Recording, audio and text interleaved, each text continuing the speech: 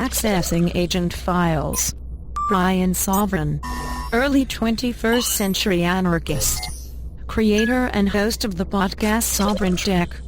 By the year 2021, the show would be instrumental in the downfall of various conservative ideologies in the government, helping usher in an incredible time.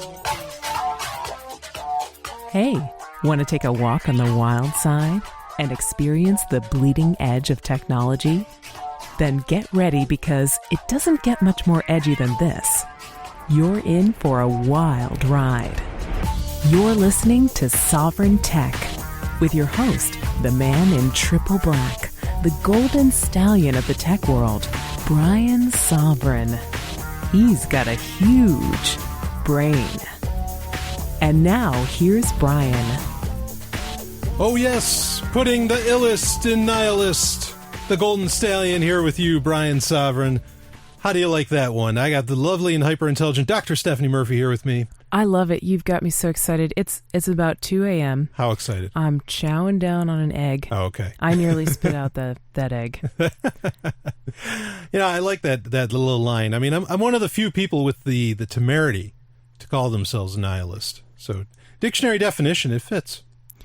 Well, I think that could be misleading to some people, right? Sure.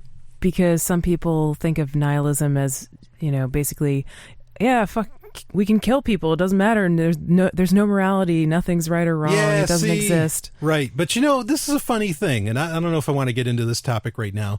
But the world does seem to be completely upside down. Because, I'll agree with you there. Okay, because you know what a good act is? A good act is going to some far-off country when you live in the United States and killing a bunch of brown people. Good according to who? Well, right, exactly. It's always definitions, it really is, and it's always names. But by and large, I've found that what people consider evil to actually be good. In at least in the culture of the United States, I've found that to be so. They've got a lot of things backwards, as you noted. No, sure. They really do. They really do. Or, it all falls under justifications, right? And what's in a name anyway? But, speaking of a name, I want to get into the rapid fire stories. Let's do it. Yeah, and this one's kind of funny, kind of interesting. Wait, do we have a rapid fire story about how the last show that we did together got 30,000 downloads? No, I talked about that in the last episode. I still don't know how that happened. So I'm going to see if I can recreate that magic. Let's do that together. I'm up for it. But speaking of changing names, there's been a petition. It's been around for a little while to change the name of a planet. Now, it's not in the case of Pluto, where they want to they just eliminate demoted a planet. Yeah, they demoted it. They made it a minor planet or whatever. But in this case, they want to change the name of one. And you know what? Before I tell you which one it is, and I'm sure everybody already knows, I support this. Ooh. I fully support changing the name of this planet. And it's Uranus. It is about damn time. I didn't see that coming, but right. Yeah, you got it. I agree with you too. I want that changed, because really, you can't have a serious conversation about the solar system ever without somebody coming up with a goddamn joke saying, well, how about Uranus? It's in Uranus. And it's like, I get it. Okay, it's funny. Do you see the rings around Uranus? Yeah, it's like, it's funny. Okay, but it's been funny since 4th grade, and that's enough. Okay. So what is the suggestion to change it to? Just various, names of other minor Greek deities or Roman deities. There's a few getting tossed around, but please, yes, let's change it. In fact, hell, name it Cupid. I don't care. It's not a bad name. What does it do to astrology? I had a brief phase of my life. This is my, dirty confession here. I had a brief phase of my life when I was, when you're kind of coming off of religion, it's almost like a drug. You kind of transition away softly it's sometimes. Yeah. It's a little much to give it away. Just like a lot of people when they're coming out of statism, they go to minarchism and then they become full anarchist. Well, atheism's kind of like that too. And I had a brief period of my life where I was interested in astrology, which is, there's no you heard it here first, conceivable way that the positions of the planets can affect your day or at your birth. It affects your personality or whatever. No, sorry, but there used to be debates in the astrology world about, well, should we classify Chiron or Chiron? I don't know how you pronounce it. As it's like the biggest asteroid. Yeah. As a planet, does that affect your personality Ceres is actually the biggest asteroid. Oh, well, in the maybe that Prime Belt, information but is go dated. ahead. This That's was okay. quite a while. This is probably 20 years ago. Go ahead. But yeah, do we classify this as a planet?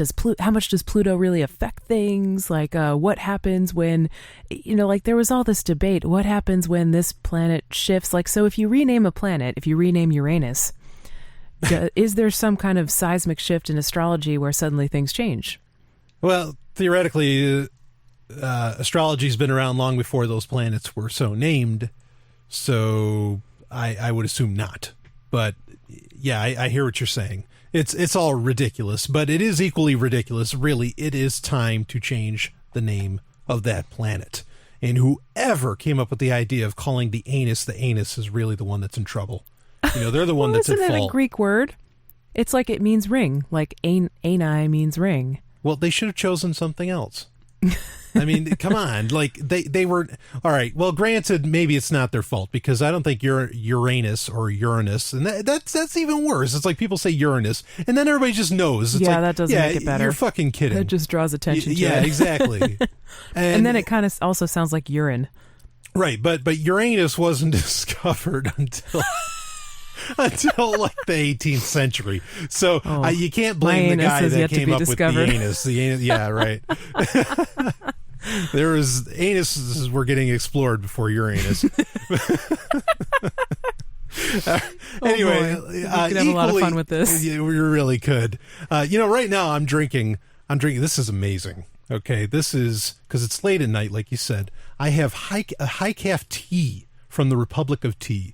This is not, they're not paying me to say this, okay? But can we get a passport from the Republic of Tea? I know. Can we give up our that. U.S. citizenship? Yeah, from the Ministry of Supplies or tea leaves, whatever. Anyway, it's toasted coconut black. And this has, now coffee, your regular black tea, kind of like your Earl Grey or your English breakfast or Irish breakfast tea, has 50 milligrams of caffeine in it, okay? About half what coffee has. Coffee has 100 milligrams. This has, per cup, 140 milligrams of caffeine. Ooh. This thing rocks. It says it gives you what they call a calm alertness. They call it tea mind. I like that. That sounds like bullshit. But, however, it does have a lot more caffeine than usual. It has a ton of caffeine. And so is the coconut, significant somehow?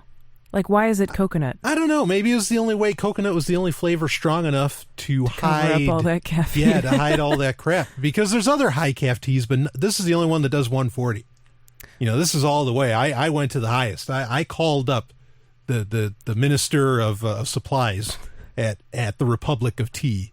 Because at the Republic of Tea, you don't call the president. You get the guy that ships the stuff. Okay, and he said, "Golden Stallion, if you want the buzz, you gotta get the coconut black." And he says it's perfect. He says it's triple black. It's all you. So nothing but the best. That's for you, right. Brian. So you can go to republicoftea.com, get the toasted coconut black high calf teas. It's black. It's anarchist. Okay.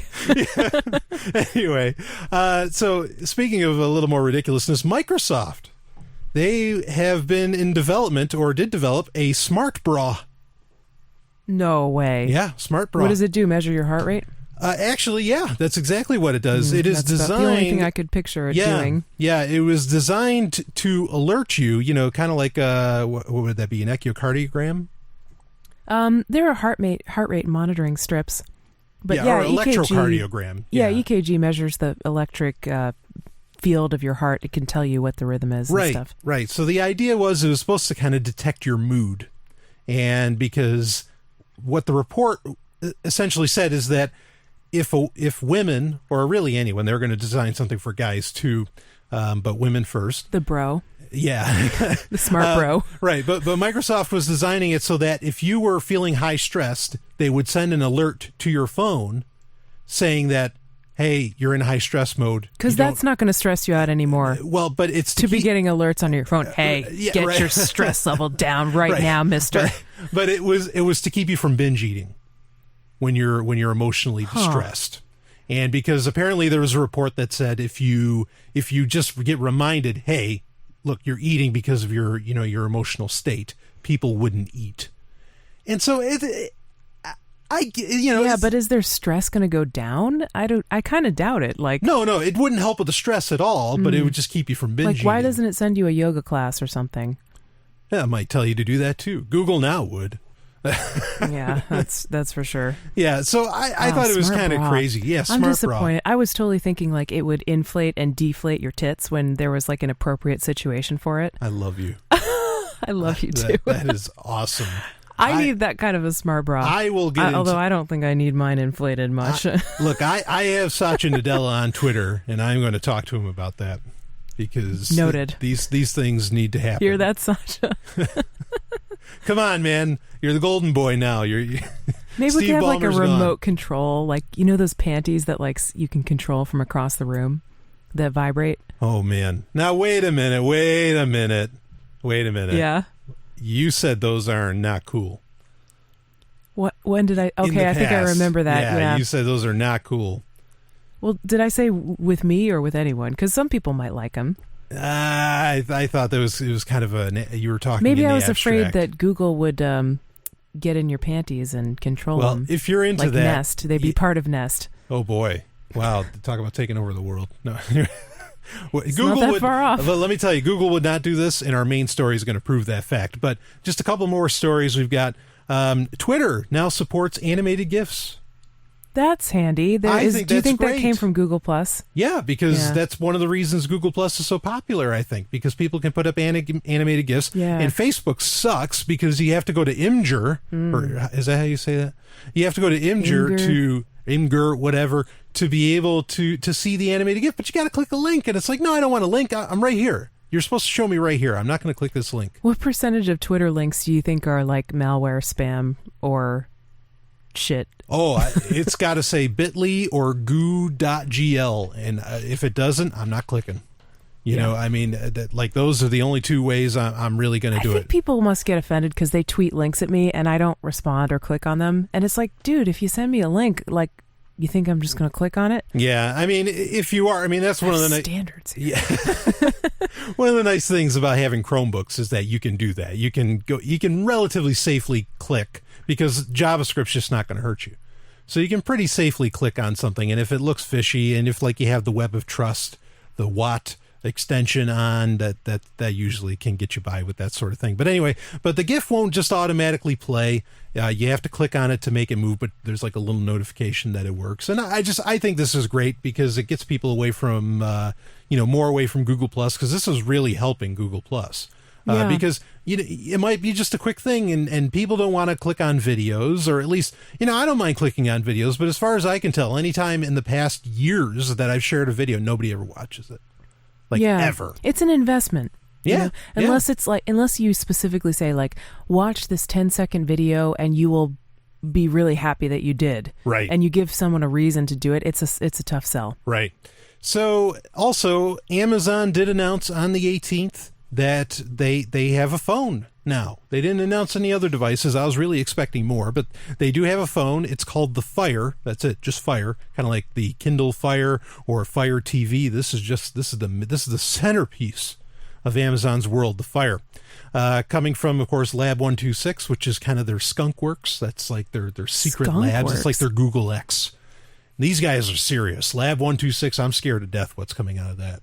So, but anyway, it has some pretty good specs. I mean, it matches up with pretty much the highest end of anything. On contract, it's only coming out for AT&T, $200. Okay, it will sell for if you're on contract. If off contract, you can buy an unlocked one because there's a 32 gig model and a 64 gig model. The 32 gig model, I think, sells for $700, and then the 64 gig is like $750, something like that.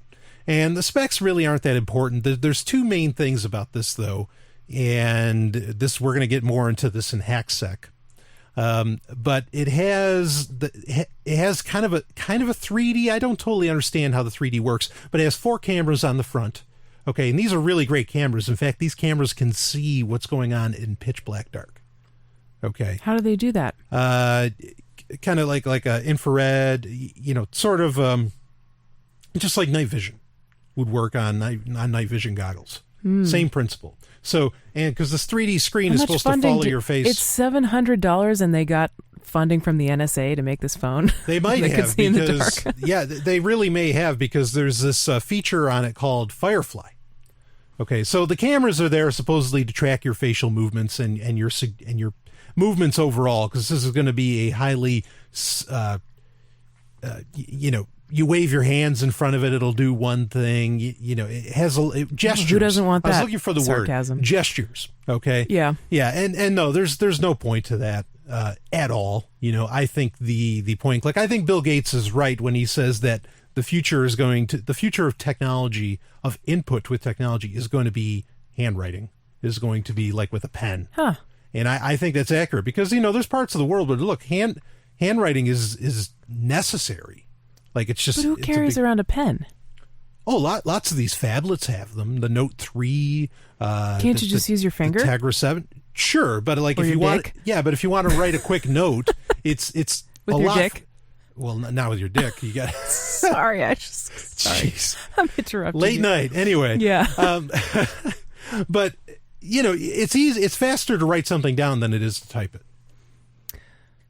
On a touchpad. Is it really? On a phone? Even Yeah, on a large I phone, guess that's typing true. it out with your thumbs, you're all thumbs. Yeah. Okay. Handwriting, it's a lot easier. That's and there's why a you lot write more it that you can with do, a your lot dick. better control. Right. Yeah, sure. Write it with your dick. Anyway. Sorry. So anyway, the Fire has this feature called Firefly, but here's the thing. This Firefly it's seemingly going to be always on, because it can help you when you go to Walmart or whatever other store and you hold it up in front of the product, and it instantly recognizes the product and shows you it on Amazon to see if you can get it for a cheaper price. Wow. Okay, and you can order it. But that's not all it does. It can scan QR codes. It can scan telephone numbers. It can scan license plates. It can recognize everything. And I think the reason that there's not a 16 gig model, it's specifically 32 gig and 64 gig. And the reason I think is for that, now there's not a micro SD card, so you want to have a lot of memory on it for apps and everything, of course. But I think that this ability to do all this, for Firefly to work, to detect everything on planet Earth and know what it is, facial recognition, the whole thing, requires a pretty decently sized database on the device itself to be able to do it. Nobody's talking about it. This is a privacy fucking nightmare that's going on, because it freaks me out. Just it sounds like it's not just like these Google phones that you say, okay Google, and it's like always listening. This takes it one step further. Not only is it always listening, but it's always watching. Yeah, always watching. And always identifying. It's like, and it can even watch in pitch black. That's really frightening, because those forward cameras. So really, this technology is pretty scary. I'm just picturing this phone, sitting by someone's bedside. This is a Brian Sovryn. This is Brian Sovryn's dick in the dark.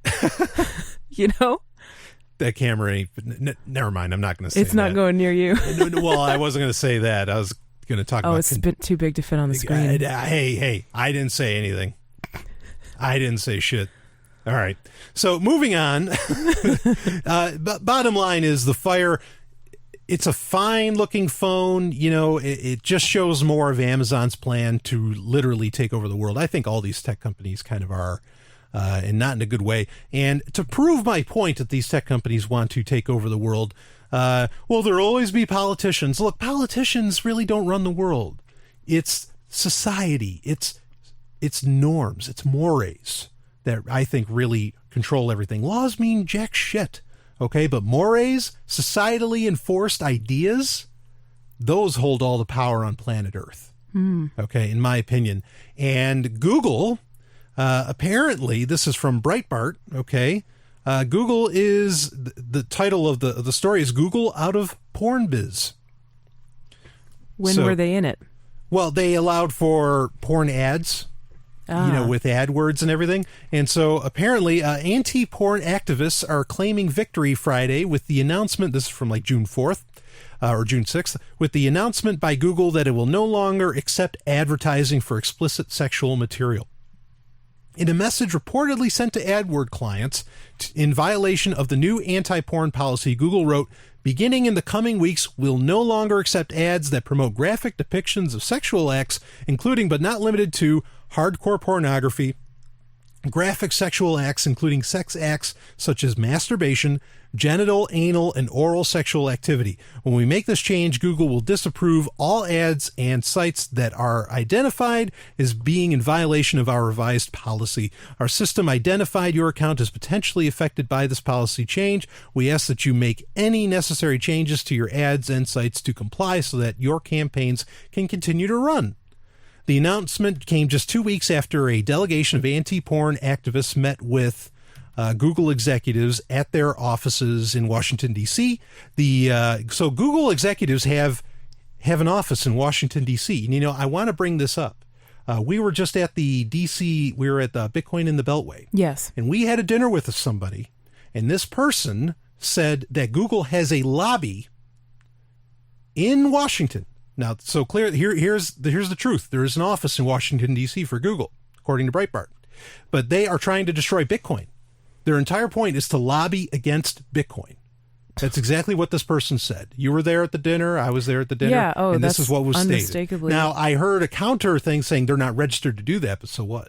Yeah, since when do you have to be registered to be a lobbyist? It seems anyone really, can do you just it have to sit in a chair in front and of a have room money and have connections. Exactly. But I always said this from the beginning, like when the Bitcoin Foundation was hiring lobbyists to go to Washington and try to educate the politicians about Bitcoin. Yeah, jeez. They're up against the most powerful lobbying organization in the world, which is the banks. They're not going to be pro Bitcoin. No, right. So they're going to send the Bitcoin Foundation is going to send one lobbyist and think that that's going to make things better. Right. So, but it proves my point where I said, look, you think Apple's banning Bitcoin? If you think Google's not interested in doing that, you're nuts. That's exactly what I said on the show months ago. I seem to call things pretty well. And then I find out there is actually a lobbying group. And this is coming from a guy who's pretty well connected. A lobbying group out there to destroy Bitcoin. So guess what? Google doesn't give a shit about you. Stop shooting your iPhones. Go to FIFA. Use a FIFA wallet. Or, Apple's pretty much Yes. opening things up anyway. But use a FIFA wallet anyway. Those guys are great. Okay, so the organization called Porn Harms, a part of Morality and Media. Boy, that sounds ominous. Seriously? Yeah, Morality and Media. This sounds so weird. Like, why would Google reverse this all of a sudden? It's just pressure? Or what? Yeah, and I guess that, They had no problem taking the money before. Right. Now, this group, Morality and Media, or Porn Harms, had named Google to its Dirty Dozen list of companies helpful to the porn industry. Specifically, the group complained to Google about porn. No. Yeah, about porn on Google Play, porn on Google-owned YouTube, and also porn on Google Ads. In addition, early last month, this would be May, Google announced it removed all pornographic apps and most sexual apps from Google Play. According to Dawn Hawkins of Porn Harms, Google has improved its Safe Search and Safety Mode and has created a tool for parents in Google Safety Center. Look, if this isn't trying to control society, I don't know what is. Yeah. So, I mean, how do you feel about this? Porn Harms? That sounds like a Christian group. I mean, Apple already did all this. I was just about to say, are they turning into Apple? Now are they going to be banning farting apps too? Is it going to be farting harms next? Yeah, right. I mean, can we have it? Can we have a little fun here?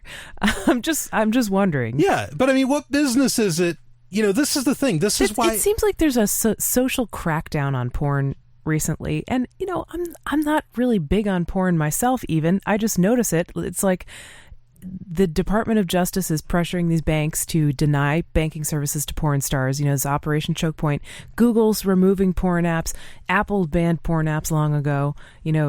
It's just this crusade to, quote, clean up society is just going to backfire because it's going to drive all that stuff underground. Yeah, this is prohibition in the tech world. And you think people aren't going to still look for porn? You think this is going to stop anyone from jerking off and looking at porn? Yeah, no way. They'll work around it. But this is so funny because people went to Google because Google pretty much didn't take a stance on anything. They just said, here's our technology, do what you want. That's changing now. And they're becoming just as controlling as any other company ever has.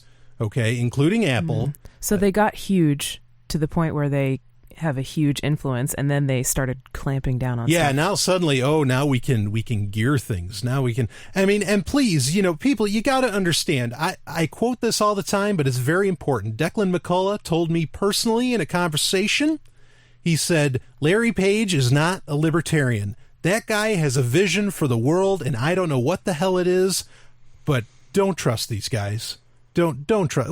This is none of their business. And I'll tell you, if this is a golden opportunity for Firefox OS and Ubuntu OS, okay, to say, hey, porn companies, come on down.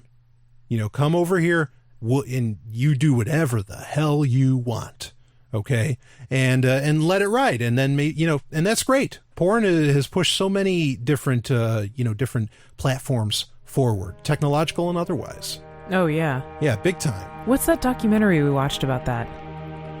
Oh boy, I don't remember. It was How Sex Changed the World. Yeah, How Sex Changed the World. Talked a lot about it. So this is ridiculous. For shame on Google for shaming everybody else. Seriously. We'll be back with more. This is Sovryn Tech.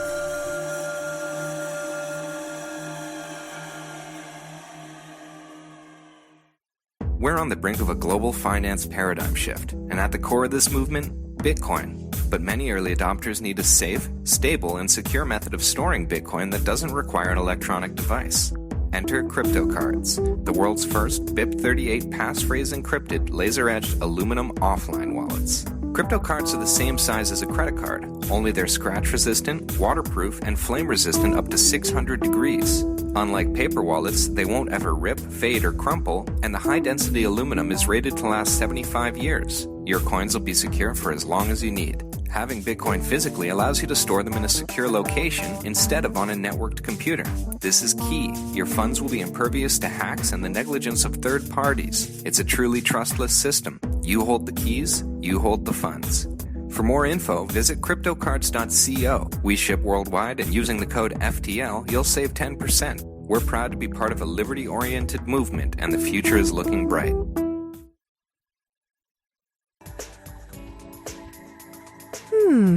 Hello, Mr. Sovryn. Brian Sovryn. And yours? Natalia.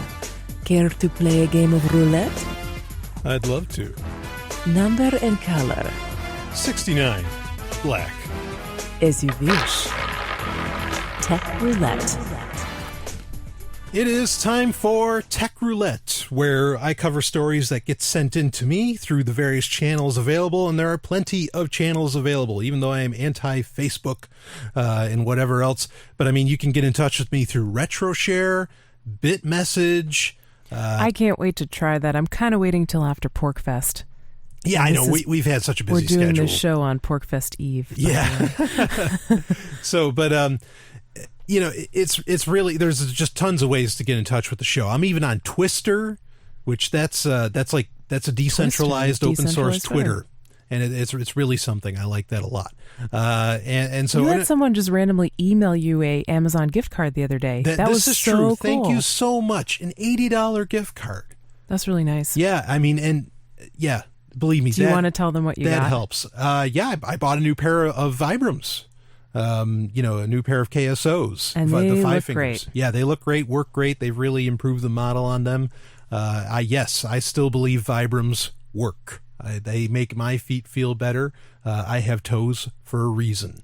And that's really all that should need to be said about that, is that if I had one big toe, then I would think that other shoes would make sense. But no, I have 5 of them on each foot. Some people have 6. Anyway, so thank you so much, listeners. I really, and believe me, I needed those. My 5 fingers that I had were really wearing out big time. I'd had them for about 3 years. So these things last. They're worth the money. Anyway, Stephanie, how do you really, why don't you tell me, how do you feel about porn? We're going to keep on this topic to some degree. I mean, what's your opinion of porn? How do I feel about porn? Yeah. I mean, are you kind of the person where... Oh, what a huge topic. Yeah, narrow it down a little. I will. Are you the kind of person who's like, yeah, I don't really need it, but I don't mind that it exists? Would you fit under that category? Yeah, that mostly describes me. I prefer to explore sexual fantasies in my own mind. I think that's more fun because I can control the characters and I can do anything I want with it. You know, I've said that a million times, that porn, there's no porn out there that can match what my mind comes up with. Oh, yeah. I mean, it's sexy beyond sexy. Sometimes, like, a good erotic story really gets me going. Yep. I love it. Yeah, the written word, nothing can top that either. But I have to say, if I watch visual porn, I really mostly just stick with the stuff that's made for lesbians by women. You know, like Right. I totally stay away from the straight male oriented kind of porn, which is most of the porn out there. Yeah. Because I just don't. It doesn't do it for me. Yeah, no, I absolutely. I can understand that. So, okay, so we're pretty much on the same page about all of it. I mean, certainly there's some porn out there. I maybe watch it once every 6 months. Right. I would say it's very rare. Yeah. No, I hear you. I can't even really remember the last time I watched porn on my own anyway. But, you know, it's another medium, I think, that really works well for porn, like the written word or our own mind, is something where the imagination really can run wild, and that's in video games. Now, I talk quite a bit about, you know, I asked some game developers, what exactly would a porn video game look like? And they couldn't really come up with anything. And then I think that kind of proves the point, because this week's Tech Roulette is about, here's the title of the story, it's from Kotaku, the real problem with sex workers in video games. Yeah, so this is pretty interesting. So I'm going to read a bit here. And then game of choice, people wait up for that, because that's going to be some interesting stuff. When you're playing a game as infectiously compelling as Grand Theft Auto 5, which I just found out will be coming out at E3, they said it will be coming out for PC. I'll be on that. It can be difficult to take a step back and reflect on all the wanton acts of destruction in which you've participated. This can be weird in its own right. Now, Grand Theft Auto 5, it's an open sandbox game where pretty much you can go around and do anything you want. There's like a story you can play through, but you're just driving around in the streets or flying around or whatever. You could have a samurai sword, a flamethrower. You kind of take your pick, and you could go on a mass killing spree, or you could just drive and do whatever. Anyway, this can be weird in its own right, considering how much of a time sink open world games can be. But when it comes to a game like Grand Theft Auto that helped popularize soliciting and brutalizing prostitutes for fun, players and developers' continued reliance on sexualized gameplay tropes can have disturbing implications both on screen and off. Now, this is interesting because they're talking about Grand Theft Auto 5. Yeah. Okay, now you've probably, you don't really I've heard about it. No, I don't play it.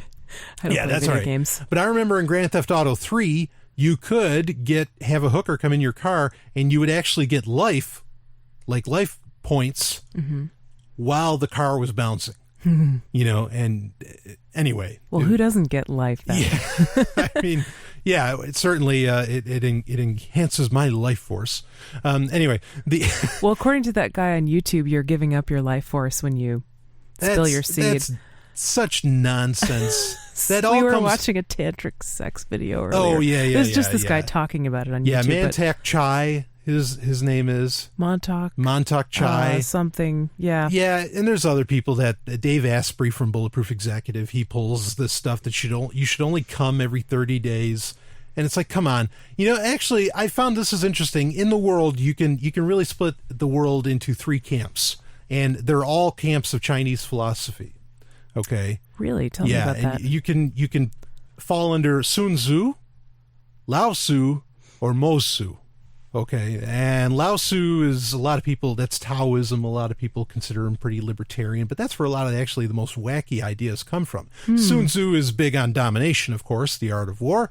And then there's Mo Tzu, who we know very little about, but his seems to my mind to be the most peaceful route out there. In fact, this guy was a brilliant war mind, not war engineer, but a general, I guess I would say. But he actually would walk for days and days and days, whatever it took to get to some other province in China to keep war from happening. He refused to have war go on, and he did everything he could to stop it. But nobody knows about that guy. He's a unique I didn't character. know about him. Yeah, so I think you can split the world up into 3 things, but Mo Tzu is very pro-sex. Ah, cool. Okay, as to where Sun Tzu, not so much. That's why you like him. Yeah, absolutely. See, when you said 3 camps of philosophy, I was going to say the Ernie Hancock School of Philosophy. There are those who want to be left alone, and those who just won't leave them alone. But then where's the third one? I missed it. Yeah, I don't know. Anyway, those who think they're left alone and they're not. So, sorry, we got off on a total tangent here. But in the latest episode, we're talking about sex workers in video games, in particular Grand Theft Auto. In the latest episode of her YouTube video series, Tropes vs. Women, critic Anita Sarkeesian examines how female characters are often consigned to the background of popular video games. As with all of Sarkeesian's work in the Feminist Frequency series, this is required watching for any gamers with a strong interest in the big-budget games she digs into here, like Grand Theft Auto, Deus Ex, Day X, right? Assassin's Creed, Red Dead Redemption, and the Saints Row series. This isn't just a matter of women being relegated to supporting roles in popular big-budget games, however. More often than not, the female subjects that fill out the background of the world in a game like Day X, Human Revolution, or Red Dead Redemption aren't subjects at all. Rather, they're built as virtual playthings to serve the every need of the male protagonist and punished violently and brutally if they ever fail to do so. And while these are technically optional behaviors players don't have to indulge in, Sarkeesian argues that it's not a simple matter of allowing players who are offended by the material to opt out of it, in a manner of speaking. The player cannot help but treat these female bodies as things to be acted upon, Sarkeesian says at one point in the video, because they were designed, constructed, and placed in the environment for that singular purpose. Oh, as you're reading this, I mean, I know men in real life who think of women that way.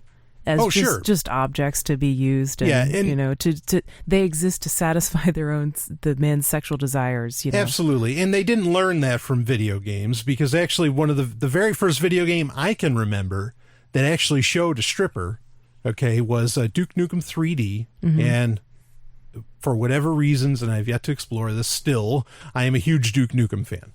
And in Duke Nukem 3D, this was back in '96. You could, or even earlier, I think, you could go up to, there were women in the game, but the only place the women were in the game were in a strip club. And you could go up to them and you could hand them money. And you could say, "Shake 'em, baby." Duke would do, "Shake 'em, baby." And then they would open up their, the top they had on. Now they still have tassels. They couldn't show nipples in the game, whatever. Wouldn't that be great if that just worked that way? You just go up to a woman, you hand her money, and she shows you her tits. Just well, I mean, Mardi Gras, it's not money, but it's a lei, right? or what's that thing around the... Oh, the beads. The beads. Yeah. They wear the beaded necklace. And that it seems like it really depicts a very simplistic interaction that maybe someone who doesn't have much experience dealing with people or dealing with women might believe that's just kind of how it works if they see that a lot. But it's kind of a chicken and egg thing, right? Because are the video games that way because there are people programming them who actually view women that way? Or or are people viewing women that way because the video games have taught them at a very early age to do that? I don't think the video games did it, because that's a really new phenomenon in video games. Now, someone's going to write in and say, what about Custer's Revenge? Okay, yes, there is a game called Custer's Revenge that came out way back for the Atari, and if you beat the game, Custer is fucking Pocahontas. Oh, wow. Okay, because he got his revenge on the Native Americans. Horrendous. That's all kinds of wrong. But how many people besides me know that? You know what I mean? That's my point, is that people say, well, but there's this. And okay, because other people know about this. Because that is the entire society. It was on CNN yesterday. Holy shit, Custer's Revenge has ruined the world. No, nobody knew. Nobody had a clue. Knew. I mean, Duke Nukem, sure, maybe you could make a case, but it's just not so. It's so rare in video games. But I want to read on a little bit more, and then I want to address more of what you're saying. Furthermore, repeated exposure to this kind of media can have real-world effects on players. Citing recent academic research, Sarkeesian says that after long-term exposure to hypersexualized images, people of all genders tend to be more tolerant of the sexual harassment of women and more readily accepting of rape myths. I kind of believe that. I mean, if you think about violence, when people watch violent movies, they often kind of get desensitized to it.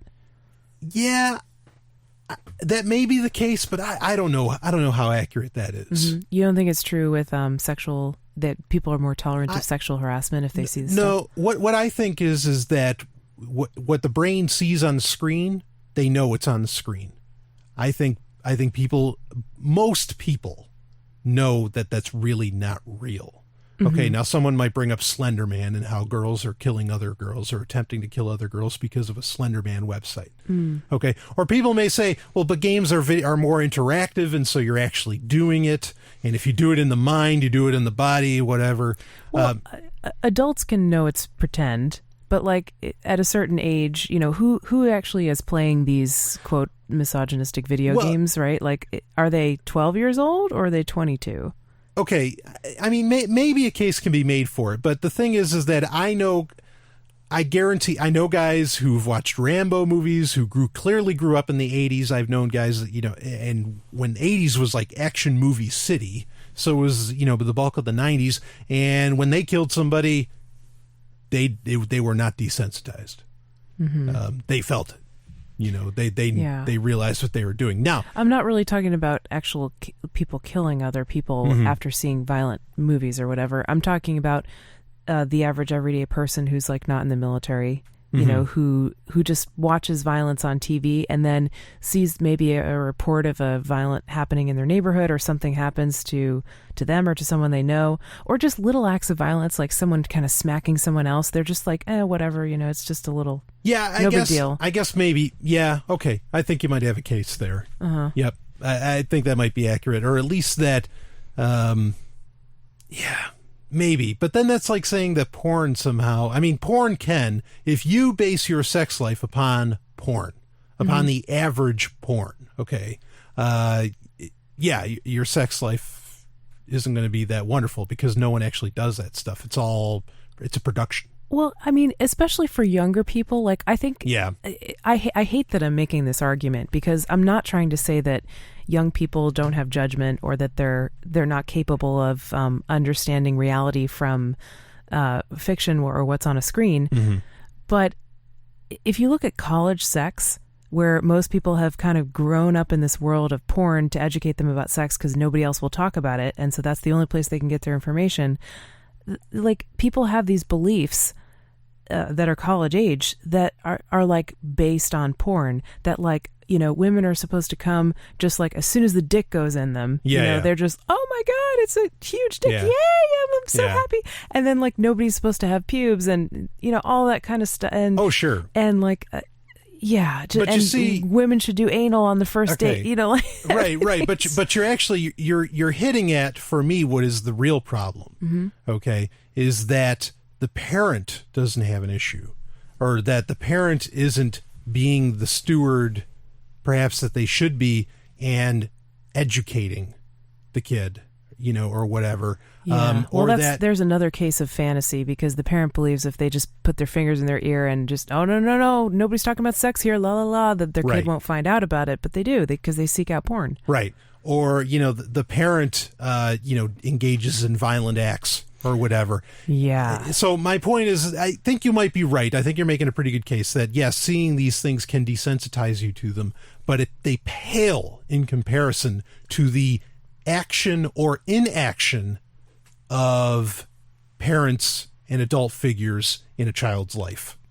Yeah, because by orders of magnitude. Yeah, because really your parents are a movie that's playing 24 hours a day, 7 days a week. And they're real. And they're real people. Right. Yeah, you're absolutely right. But people do absorb what's in their environment. They absorb ideas and beliefs and scripts from their environment. And so whether that comes from movies or TV or video games, or from their parents and the people they interact with, you know, that's going to be important to what they believe, you know? Right. But I mean, then it becomes, okay, is the idea of women, because again, I don't think that that video games themselves are what's teaching society this is how you treat women. I would far more think what teaches, you know, what creates this idea that women must exist to follow your every whim is when dad says to mommy, hey, go cook this, hey, go do this, and she says, yes, dear, or whatever, and, you know, just does everything that he says. That's far more of an impression on a child or on a young person, whatever, to say that, yes, women are here to do my bidding. Okay. Yeah, but what about when mom says to dad, hey, go get me this from the store, and he says, yes, honey? Well, that's the pussification of America right there. Oh, come on. Ridiculous. Anyway. Yeah, but I don't know. It's not that simple, like no, it's not. We're seeing all kinds of messages. I mean, I would say like I never actually saw adults in my life. Like I never actually saw adult women like kind of just sexually pleasing men and kind of throwing themselves on the gauntlet to just do whatever the man desires, and he's like calling all the shots. I never saw overt examples of that because I didn't really see adults interacting in a sexual way, really. Right. But what I did see was a lot of it doesn't have to be sexual to be submissive. Well, that's what I'm saying. Okay. I saw a lot of messages that said women are supposed to be nice. They're not supposed to hurt anyone's feelings. They're supposed to be responsible for the feelings of other people. So if someone else has hurt feelings, like if they get rejected, you're supposed to make them feel better. Right. And when you start to introduce sex into the picture, how does that take shape? Well, it's if the man gets butt hurt because he's got a boner and he didn't get a BJ or whatever, he didn't get fucked, then it's your job to make him feel better. Yeah. And so you get the messages even if you don't see it in the exact same form. Yeah. So I want to be clear here. There's a couple of points I want to make here that I want to be perfectly clear on, is that I'm not blaming men for anything right now. I'm blaming social institutions. Okay, I'm not blaming men at all, not for one stick. Okay, me neither. But my second point I want to make is that yes, I'm fully well aware, because I have new listeners all the time, and I love you guys and gals, and I'm fully well aware that there are plenty of games where there are incredibly strong female characters. Okay, and that they're not there necessarily for sexual enjoyment or for domineering or whatever. Okay, I mean, there's, Lara Croft in Tomb Raider, there's Samus Aran, but there is a real problem. I think it's fair. There is a real problem with the way women are treated in video games. Not necessarily, maybe it's not even an issue so much often like they're talking about with sex workers in video games, but maybe it's in their very lack of existence. Maybe it's very much in the fact that in Mortal Kombat, you only have 2 women to choose from and you got 30 guys, to choose from. Maybe it's from, now this is a recent story too, the new Assassin's Creed game that's coming out. In the co-op mode, where you're actually interacting with other human beings, which is a lot of fun. Okay, in the co-op mode or in the, in the multiplayer mode, they said, nope, we're not going to design women. We didn't, that playable characters, because you can create your own character. We're not going to put women in that. Now, in the main game, they're still there. But for the co-op and multiplayer, where most people spend their time these days, we're not doing it. It would take too much pixels. It's not that important. You just told an entire gender, you're not important enough for us to spend the time and money. And I know it's expensive, okay? But, are you there to appeal to gamers? Or are you just proving the point that you're only there to make a buck? You know what I mean? And so there is a real problem with women, how they're depicted in video games all the way around. Sometimes in how they're presented or in the very fact that they're not presented in that way. Now, there's a type of game that we're actually going to kind of talk about, because I had mentioned that, there's not a whole lot of games that actually have porn within them, or like that, there's not a lot of sex in them at all. But in actuality, there's an entire series of games that most people have no idea about, because it only exists on PC. And the average gamer is a console gamer. Did you ever own a console of any kind? No. Never No, did? just went to friend. Well, does Game Boy count as a console? Yeah, that's a handheld, so it's kind of different. But you had a Game Boy. That's what I had. That's I didn't what you have had. any other type of console, yeah.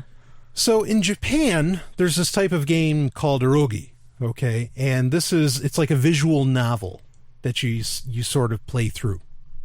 And in these games, I mean, one of your goals is pretty much to fuck as many women in the game as you can find.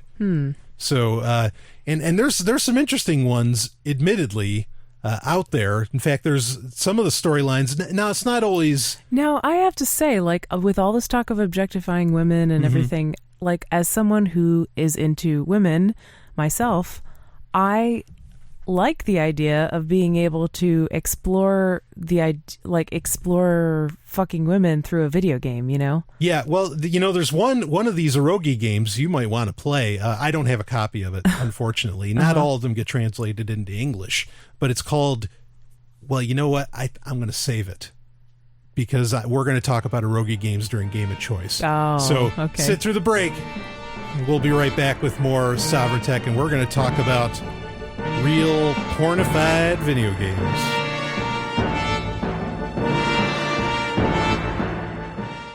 Hey, Brian, what's that funny sticker over your laptop webcam? I was trying to spy on you while you were in the shower, but now I can't. See, that's why I have it, and it's from EFF.org. EFF, what's that? It's the Electronic Frontier Foundation, totally donor-funded organization that fights for internet freedom, privacy. Wow, that sounds great. So EFF.org, I support internet freedom and privacy, and maybe you do too. Yeah, and you can support them with Bitcoin. The Electronic Frontier Foundation at EFF.org.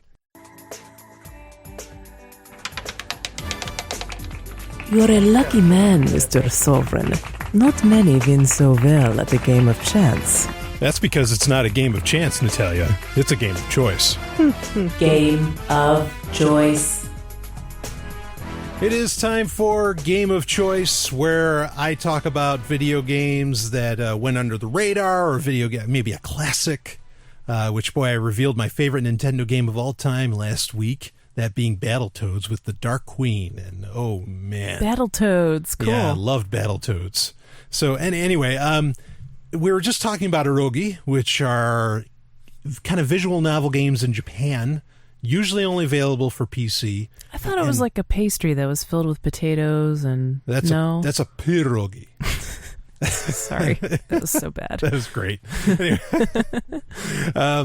But anyway, there's a lot of these games, and they're very hard to get over here, even though they are developed. There's only a few stores that you can grab them from. So for this week's Game of Choice, I actually have a website for you that you can go to download tons of these games if you want to try them out. Because like you even said, Stephanie, that, you like the idea of a game where you kind of have to, and you have to talk intrigued. to them. You're intrigued, yeah.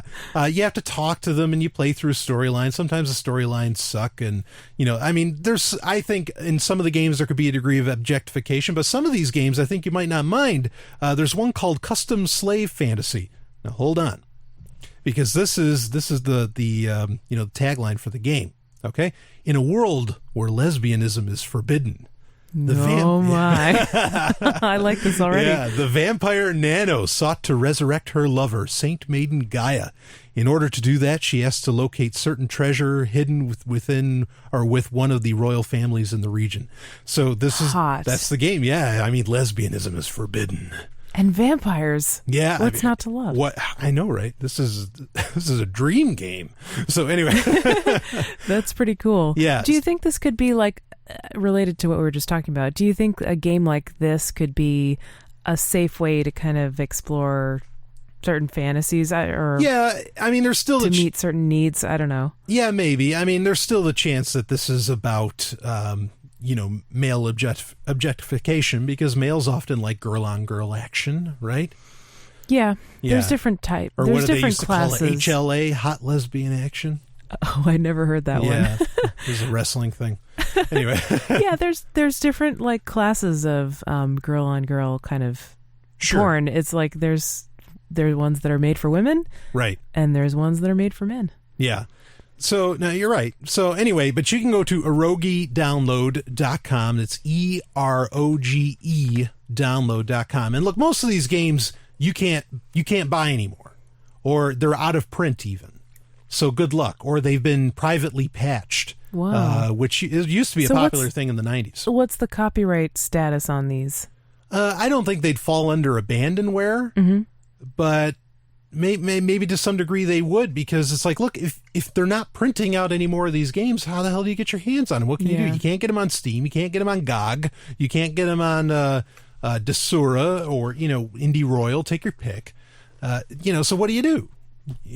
I mean, this is a case I brought up a long time ago on Sovryn Tech, where I said, it's like, look, the copyright laws around the 1960s Batman television series, which is insanely popular, are ridiculous. It's never going to get released. It's never going to come out. So what do? Not watch Batman? No, go fucking download it. Go to the torrent site. There's people that did great TV rips because it's the best thing you can get, and you go and you download it. So, but some of these games, like one of my personal favorite, and it's actually one of my favorite hentais, which we've yet to watch, Stephanie, though I offered We're the gonna other have to night. fix that. I said, you want to watch some crazy hentai? Does it have tentacles? Yeah, there's some... Yeah, no, actually, it's Bible Black, and I don't think there's a whole lot of tentacle action in that. So, anyway...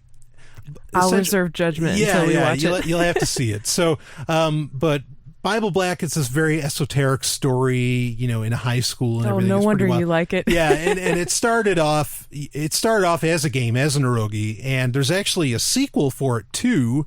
I think it was called Bible Black Infestation. And I mean, good luck finding these things. But erogedownload.com has both of them. So, and of course, the link is in the show notes. You can go to the show notes at sovereigntech.com to check it out.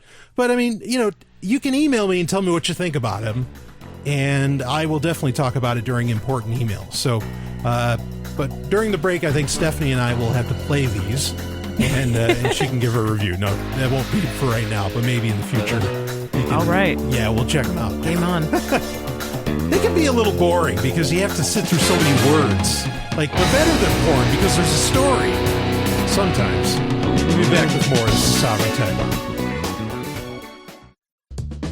Time now for 90 Seconds on Sex with Dr. Paul. Pre-cum is a clear, slippery, viscous fluid that starts dripping out the end of a penis when a guy is sexually aroused. Sometimes just a little comes out, other times it flows, which can get messy if you have an erection during class or while at work. Now, pre-cum is produced by two small glands that are the size of peas. They're located near the prostate gland. Now, aside from providing lubrication for intercourse or for jerking off, pre-cum helps counteract the acidity in your urethra and in a partner's vagina, because sperm don't like acid. Until recently, a few small studies had shown that pre-cum didn't have any sperm in it.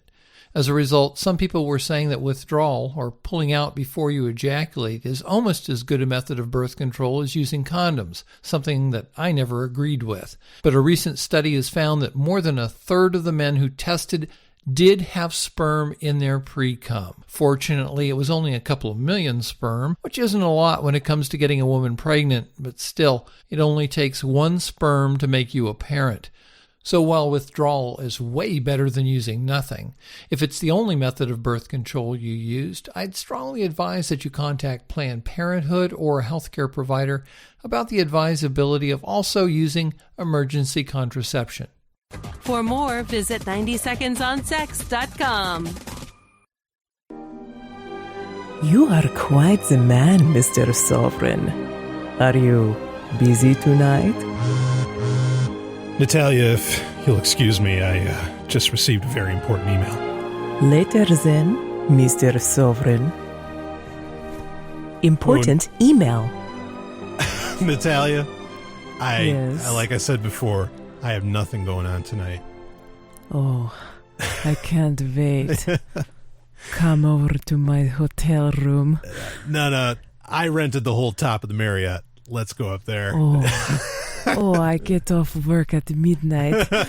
I'll be right there. Oh, I love it.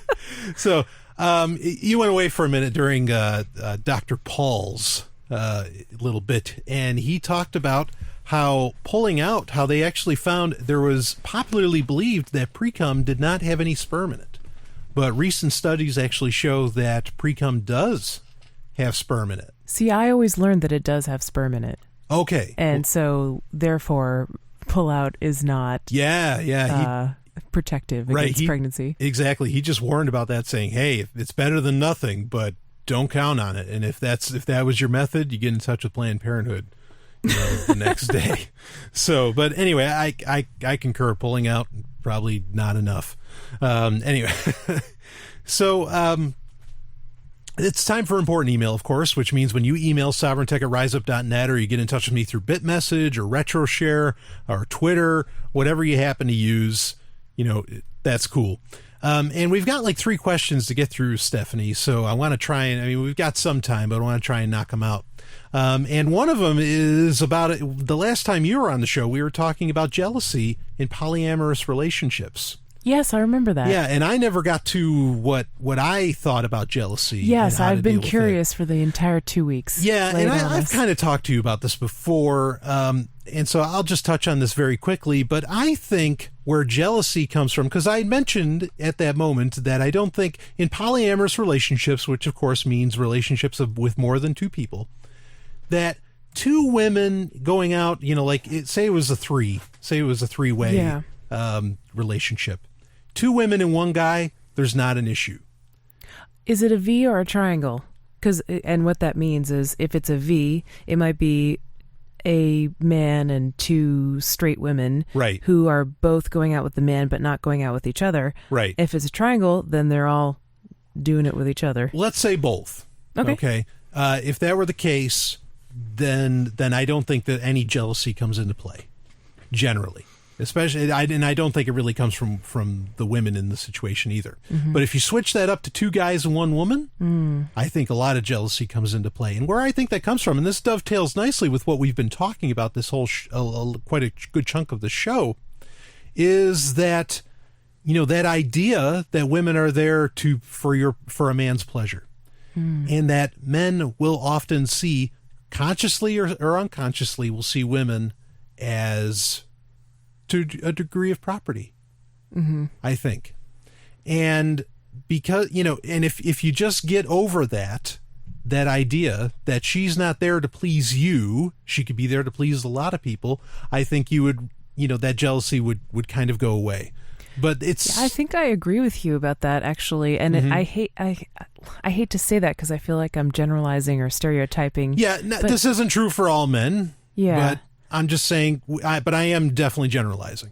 Yeah, but why is it that it seems like there are lots of arrangements where it's like one man, two or more women, and the women are like friends and gal pals with each other, and they are really excited, or maybe they have sex with each other or love each other too, and they're very cooperative, but it seems like there might be a little more likelihood to be this competitive dynamic between two guys who are dating the same woman but not each other. It's societally enforced from seeing a football game at 2 years old to who knows what. This competitive edge and all this stuff when it's just not, it's really not quote unquote natural. It's there. It's ever present. And, how do you stop it? How do you avoid from it? I mean, it's even, like with the whole peaceful parenting thing that people talk about, and that's supposed to raise this higher being.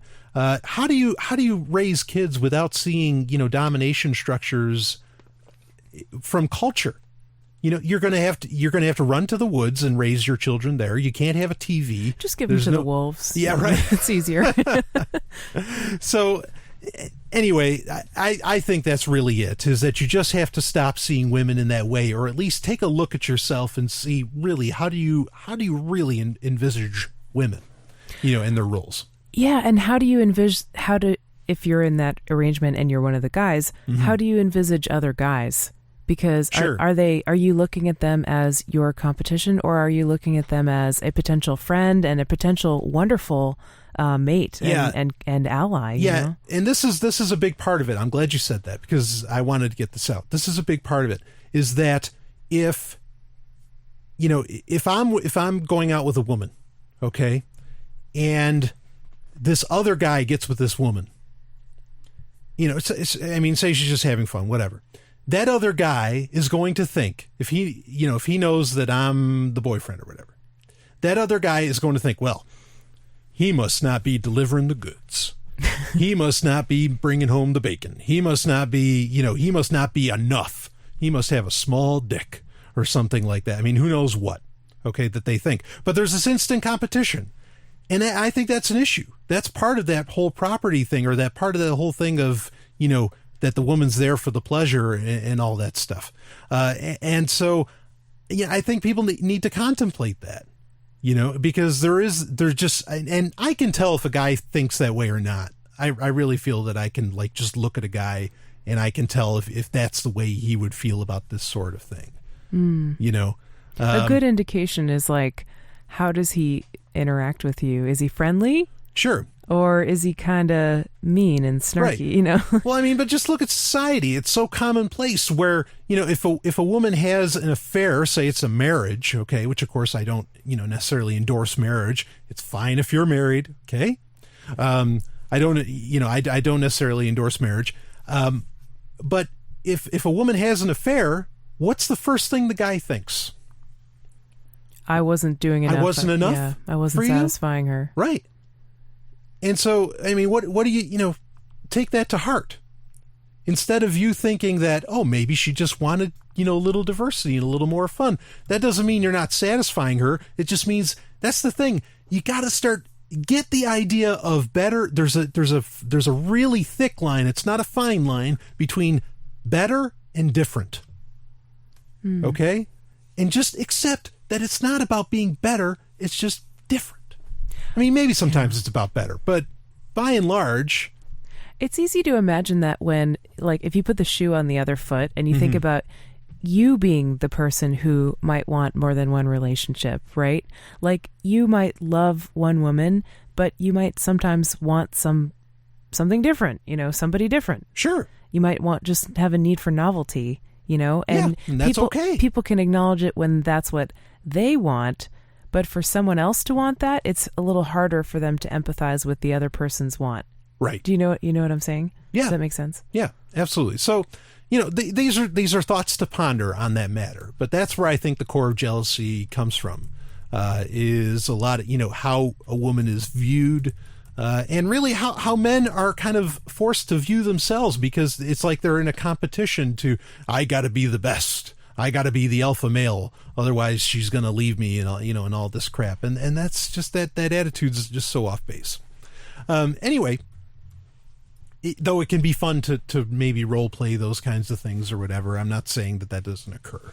And it's nice to know that a woman thinks you're incredibly special or whatever. All that's great. Anyway, moving on. We might not get to all three questions that I wanted to get to, but this next question I want to get to is that an emailer asked, one of my beloved listeners that's not in the United States. The bulk of my listenership is, and that's okay, but I have plenty that are not, and that's great. And he asked, you know, I don't like the idea of killing another human being. What are your thoughts on non-lethal weaponry? Okay. Oh, that's a great question. Because I want to defend myself, you know, but I'm not okay with killing people. I felt so good when I read that email. I was like, yeah, absolutely. So my thoughts on non-lethal weapons, actually, Stephanie, I'd like to hear yours first. My thoughts on non-lethal weapons? Yeah. I mean, do you have a recommendation? Do you have a thought on that? Yeah, well, some of the things that I've looked into are just like tactical flashlights, especially ones that have pepper spray in them. Yep. You know, that could potentially stop a bear if you really needed it, right? Or mace, you know, for a bear. Yeah, certainly. I mean, now that's the thing. Okay, I'm glad you say that, because if you're in Alaska, look, own a gun, you know, because you've got huge animals that are out to get you, but you know that that's what the gun's for. I mean, and also, you know, people that are defending against bear and who knows what, you know, what other kind of animal, they're not carrying AR-15s. Mm-hmm. Okay. You know, they're carrying, you know, like man stoppers, you know, in a 45 or whatever. I mean, all kinds of different business for that. Yeah. So I like tactical flashlights for people too. I, you know, just heard good things about them. Yeah. Also, you know, there's some stun guns and tasers and stuff that you could carry. Yep. Although those might be difficult to maneuver. One tactic I really like for non-lethal weaponry is just prevention as much as possible. Like, it's really difficult to foresee when you would be in a situation like this, but just minimizing conflicts with people, being with a buddy when you go places, not being alone, and just kind of doing your best to remove yourself from situations where you might encounter somebody who's an attacker, right? Sure. Yeah, I love the idea. I think you raise great points. Absolutely. I'm not saying it's the victim's fault or blaming the victim in any way. Just saying that, you know, there are potentially things you could do to increase your safety a little bit without ever having to think about lifting up a weapon. Right. The flashlight, I think, is a great thing to bring up because a flashlight, I mean, most people that teach self-defense will tell you the impressive power of having a flashlight. They have what's called tactical flashlights, where it's this really bright light. Now, obviously, it's not going to have the greatest battery life because this is an intensely bright light, and it will even have like a ribbing around the edge of the lens, and that is designed to where you can pop it against somebody's eye. Shine it in their face. Yeah, the whole point is to blind the person so you can get away. Yeah. Okay. So tactical flashlight or flashlight is, that tops my list. And then again, like that's the goal. The goal is to remove yourself from the situation to get away. Yeah, get away. Get away. Because like I said in the last episode of Sovryn Tech, I don't, and you can disagree with this, Stephanie, but I don't think any other human being can really gauge another human being's value. And people will say, well, as soon as he pulls the gun on me, he's already decided that my value is less than his, so I need to do something about it. And it just seems, I get the argument, but it feels so weak to think that the only answer is to blow his brains out. You know what I mean? Yeah. I don't know that I don't really like the, well, you can't know someone's value argument, because it can easily be turned around and say, well, what if you're killing Hitler, or what, that people always go to that. Yeah, but that gets crazy, because this is what people do all the time. Well, what if your wife's getting raped? And it's like, oh yeah, because the world's just full of rapists, and it's not. I mean, how, like, there's maybe what? Well, when they say that, though, they're trying to give you an emotional example to try to get you, to provoke you into agreeing with them. Right. And it's sad when people go to that, because then they're not making an argument. Then they're just trying to pull at the heartstrings or whatever. Yeah, and it's crazy because they're trying to give you the statistics. Well, look, when there's a bunch of guns in a state, those statistics hold up, and there's less crime there or whatever, even though there's been studies that those statistics aren't accurate. But then, bullshit. Okay, fine, if we're going to play a statistical game, let's talk about the statistics of rape. And these same exact people will tell you that rape cases are bullshit. So which truth is it? If you're going to pull statistics on me, I'll pull your own statistics on you, and rape doesn't occur. Okay, and I'm not saying that I think rape does, but it certainly doesn't happen in the amount of numbers to where everybody just needs to start carrying around AR-15s and 9mm Berettas. Yeah. Okay. Anyway, got off topic. Yeah, I was just saying, I don't know if I like the whole, like, well, you can't know the value of someone's life idea. What you can do is you can say, I'm someone who values human life, right? And especially starting with the fact that I value my own life, because I have self-esteem and I want to live and I want to do a lot of things and see life. And so I'm just going to apply that principle universally and value human life, and say that I'm making a decision, drawing a line in the sand, that I wouldn't be comfortable taking a human's life. So I'm going to gear my activities around avoiding ever doing that. Yeah, you're going to be the change you want to see in the world. And so the other thing about, maybe hanging out in groups or whatever, I think that's a good idea. I don't think it's discussed enough just how, damaging that modern city life can be to a person's health. I mean, these, like, the whole, living in a city, especially if you lived out in the country for a while and then you go to a big city, like, there's just this general agitation that occurs. I don't know, that doesn't get covered enough when you're trying to look at root causes of why these violent acts even occur. Well, yeah, I agree that that's important. If you look at animals, and we are a type of animal, not to say that we're rats or anything, but if you put rats together in a cage that's too small, they fight and they get aggressive and they get sick and sad and depressed. Yeah. But if you give them a lot of space and entertainment and stuff to do and stimulation, then they're happy and they don't fight and they cooperate. Right. And like that, there's something to be said for that. Humans are social creatures, and they do want to interact with other humans, but they also need their personal space. And cities, I don't think necessarily provide that. Sure. For everybody, and people have different needs for personal space. But if you go to New York City sometime, you'll feel like you're kind of packed in a sardine can. Yeah. There's just not, it feels like there's scarcity, and that's when people start to fight, you know? when they feel like there's not enough for me, I have to make sure that I have enough by taking someone else's, because there's not enough to go around. Right.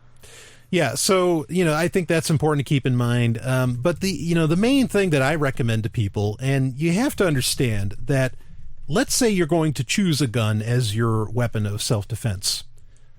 I recommend that you take months worth of courses on how to handle the gun, fire the gun, clean the gun, take care of the gun, get all that in your head and, down to almost an instinct. Okay. So I'm telling you that for your own safety, not even the safety of the person that you would, or not even for who you'd use it against, but for your own safety and safety of innocent bystanders, I'm telling you to take months of courses for guns. Okay. I agree with the that. military they try to do and it practice as quick. regularly. Yeah, practice regularly. It takes time. And what I'm saying to you is that you can learn in that same amount of time, you can learn self-defense arts, okay, that are non-lethal. And one of my personal favorites that I recommend all the time is Krav Maga. Okay, that's KRAVMAGA. And this was specifically designed by the IDF to disarm and to keep other innocent bystanders from dying, and is designed.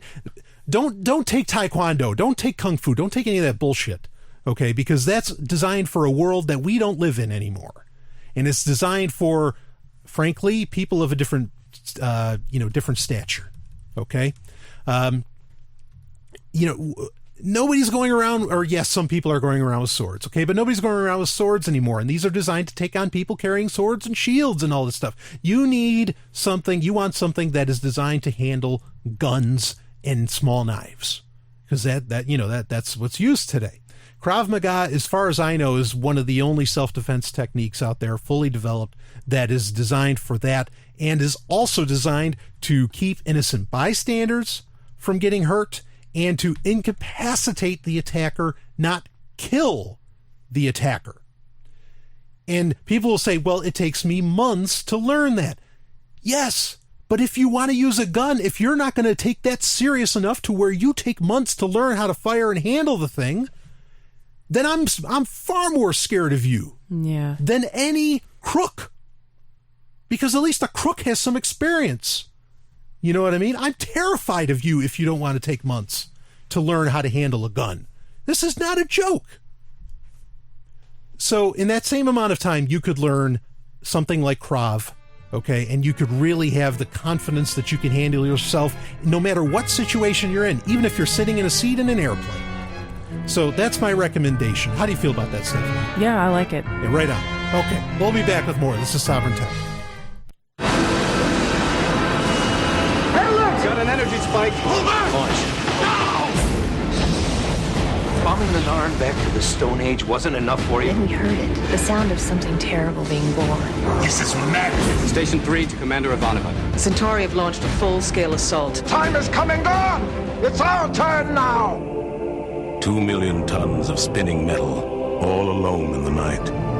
A world where empires rise and fall, where dreams are born and die, where war and hatred are challenged by love and faith. In the third age of mankind, an age plagued by an evil empire that seeks to destroy humanity. It is our last, best hope for peace, for victory, for freedom. It is Babylon 5. Babylon 5 is available for download on your favorite torrent site. See it now to experience the greatest show in television history. Babylon 5.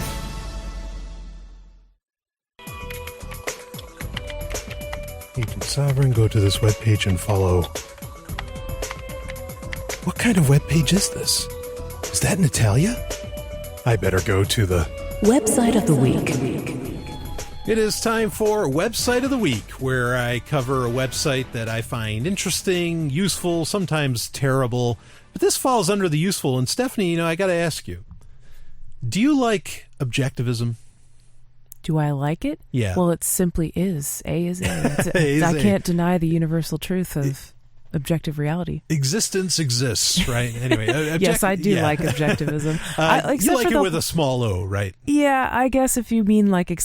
I like objectivism, but I don't think Ayn Rand went far enough in, rejecting the state. I think that we don't need the cops and courts and like the worst stuff about the state, basically the military cops and things like that, which she thought we needed. But other than that, I love the philosophy. Yeah, I mean, it makes a lot of sense. Yeah, absolutely. This is for those that don't know, I mean, objectivism is the philosophy essentially of Ayn Rand. And there's a capital O objectivism, and then there's a small o objectivism. And I think a lot of anarchists are really small o objectivists, or at least a few. Labels here. Yeah, labels, whatever. What's the difference between the big O and small o? Well, the small o is usually someone that's actually an anarchist. The big O is that, nope, we don't go anarchy. We don't go full anarchy. Yeah, that's like Leonard Peikoff, right? Leonard Peikoff, his daughter, even Yaron Brooks. Yaron Brooks, yeah. Uranus. Uranus. Anyway, now, so you like objectivism. Do you like paleo? Like eating paleo. The Absolutely. Paleo lifestyle. Absolutely. Love it. Give me some bacon. Right. So then I have bacon. That was the worst part. I have the website for you. And this is modernpaleo.com. Ooh. Yeah, and this is a blog. And it's by Diana Hessler. I think I got her name right. Anyway, she made this in 2010, so she was in the paleo movement really, really early. Yeah. And she, after 2 years, so actually in 2008, she started eating paleo. After 2 years of that, she says, look, I want to do a blog. And she wanted to combine objectivism with paleo. So the philosophy, cool. Yeah, absolutely. And I think that's really cool. They're two very interesting things to kind of put together. And I think that creates for an interesting perspective, because a lot of, I got to admit, some of the paleo books out there can get a little woo-woo, because they start talking about spirituality, and they start talking about like maybe even going back to, I like the idea, and we're going to talk about this more during the climax. I like the idea of looking into our Paleolithic roots, but the idea of going back to animism, no. Who says that in the paleo world? I think Mark Sisson talks about spirituality being very important. Oh, man. See, I guess I haven't been reading him lately, but most of the people that I follow in the paleo sphere are very scientific. Sure. And grounded in rationality. Sure. And that's not to say Mark Sisson isn't grounded in science, but I mean, he definitely, there's plenty of people out there. He's just the biggest name I could think of off the top of my head. What is animism? Animism is the belief, it's almost like the Force, that there's kind of life in everything. Like even the rock is alive, and and all this stuff. A lot of people attribute. I had a pet rock once. It died. Yeah. A lot of people attribute animism as being the first religion. I don't think so, and I only say that because I can see where a Paleolithic human would attribute life to just about everything. The grass grows. Grass is alive. Grass is like kind of alive, right? Yeah. And I mean, and I think it's even up to debate whether or not animism is kind of something that ancient languages might have had a hard time describing, because there's not a lot of differentiating terms. There's not a lot of adjectives. So they may not have they may not have actually been even believing that rocks were alive. Mm-hmm. That's sort of a modern interpretation that we put onto them. Yeah.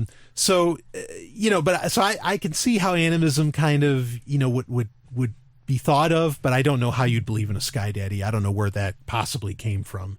I don't really see any evidence that that Paleolithic people believed in a sky daddy. So putting together objectivism, which is deeply entrenched in atheism, with paleo, I think is a beautiful thing. And she has, just great, because it gets into, I really like the idea, the Paleolithic lifestyle. And so to have that with a real consistent rationality baked in that objectivism allows for, I think is really cool. Now, I think she's a capital O objectivist, Diana is, but that's okay. Because, there's still a lot of wonderful things to glean. That's like saying, well, I'm never going to read Atlas Shrugged because I'm an anarchist. Are you kidding? Read that thing. Man, read The Fountainhead. Awesome. And go to modernpaleo.com and check that out. Hey, everybody. It's Stephanie. I am the Sovryn Tech producer. But did you know I am also a voiceover artist? Yes, it's true. I make audiobooks, commercials for your business. I narrate explainer videos. Pretty much any audio project that you can think of, I'm probably willing to work on it, or I have worked on it in the past. And if you want to hear some samples of my previous work, or you want to find out a little bit more about what I do, then I encourage you to check out my voiceover website, which is smvoice.info, smvoice.info. Now back to Sovryn Tech. Who knew you could ride a bike so well? I don't know if I can get us away from that helicopter. Don't you have a gun? Oh, there's never a need for lethal force. I'll handle this.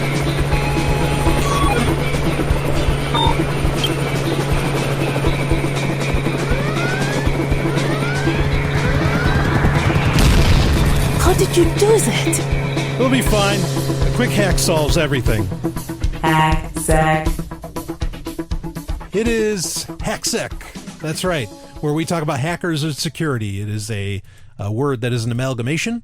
So also, it could mean hacker section, where we talk about security and we talk about the real heroes of the planet Earth, hackers. And Stephanie, I want to kind of add in a little bit to what we were talking about with non-lethal weaponry and theft, because that's what a lot of people are very much concerned about. Is what if a robber comes in and tries and takes my stuff? With encryption technologies, which is very much what Hacksec is about, they don't need to know you even have any money. If your wallet is a brain wallet, and you have Bitcoin and that's where your large store of wealth is and you're living off of that, what are they going to steal? Your brain? Maybe they'll use the rubber pipe method or whatever. Yeah, right.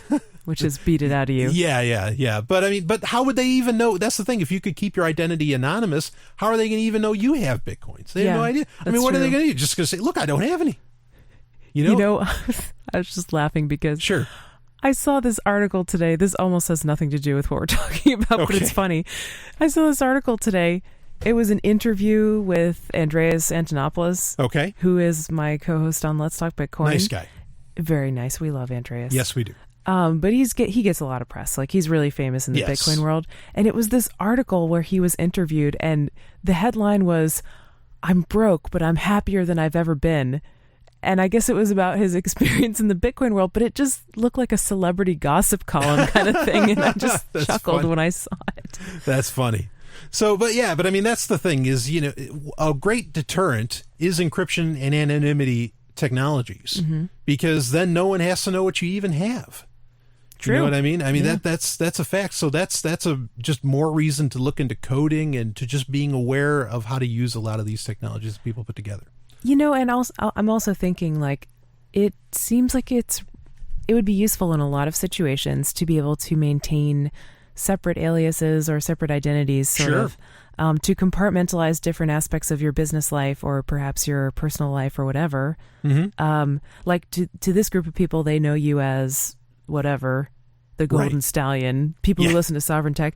For people who listen to Sex and Science Hour, they know you as Brian, and for people who are your clients for Free Talk Live, they know you as Brian, the sales rep for Free Talk Live. Right. So, you could kind of compartmentalize different identities, and that would help you keep organized and help people identify more with your personal brand, because I experience this problem. Like, I have a lot of different interests, and it's hard for me to brand myself as doing one simple thing. Right. And so I struggle with that constantly, and maybe the answer is just not to do that, to just have like a bunch of different kind of versions, that people know from different worlds. I don't know. Sure. No, and this is something I recommend all the time, is that, look, if you're going on Tor or even I2P or whatever you're using, but those in particular, and especially if you're going to get illicit objects or illicit things from those sources, you're somebody else.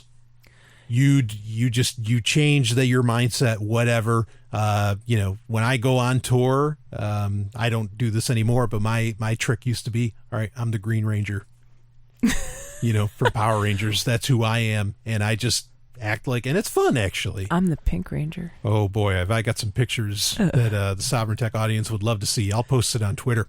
Well, the first step to maintaining multiple personalities and identities is, like, you just gotta ask to join MK Ultra. You just enroll. Oh boy. And then it's taken care of for you. you hear a little dog whistle, and then your beta comes on, and there your alpha comes on. And all my integrity just went out the door. You said it, I didn't.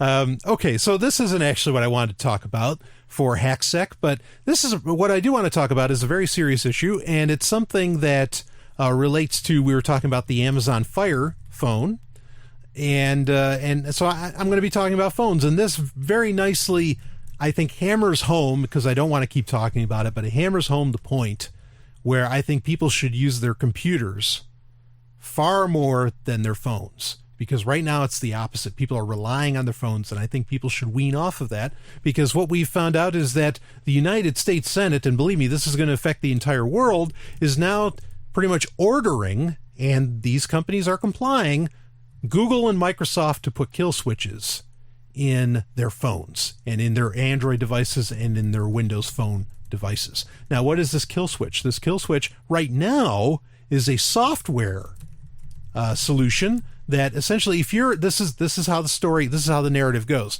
If your phone gets stolen, you can just hit the kill switch and that phone will get bricked.